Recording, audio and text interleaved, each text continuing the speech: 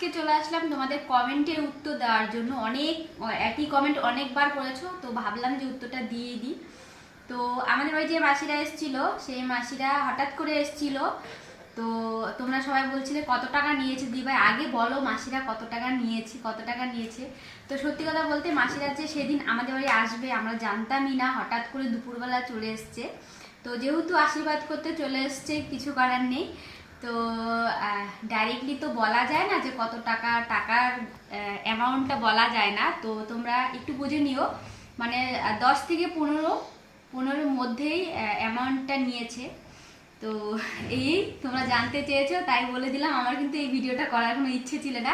তোমরা ওই ভিডিওতে বেশিরভাগ দিদিভাই দাদাভাই সবাই বলছো যে দিদিভাই আগে বলো যে মাসিরা কত টাকা নিয়েছে, আগে তো বলো মাসিরা কত টাকা নিয়েছে। তো যেটা হচ্ছে 10 থেকে 15 বললো, মানে 10 থেকে 15 যায়নি, 10-এর পরে পরই সংখ্যাটা ছিল। মাসিদের ছিল হচ্ছে গিয়ে 22 এরকম একটা আবদার ছিল। তো সেখান থেকে নামতে তো ওনারাও ভালো ছিল। ওনারা বললো যে তোমরা আমরা চেয়েছি আমাদের দাও, তোমরা যেটুকু ভালোবেসে দিতে পারবে আমরা সেটাই নেব।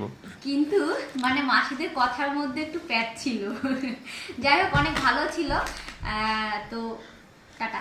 মানে সবথেকে বড় কথা হচ্ছে মন ভরে ছেলেকে আশীর্বাদ করে আছে, এটাই আমাদের কাছে বড় পাওনা।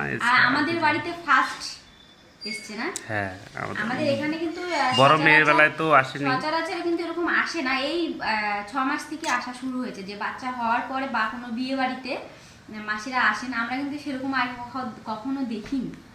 তো তোমাদের প্রশ্ন ছিল নিশ্চয়, তোমরা জেনে গেছো।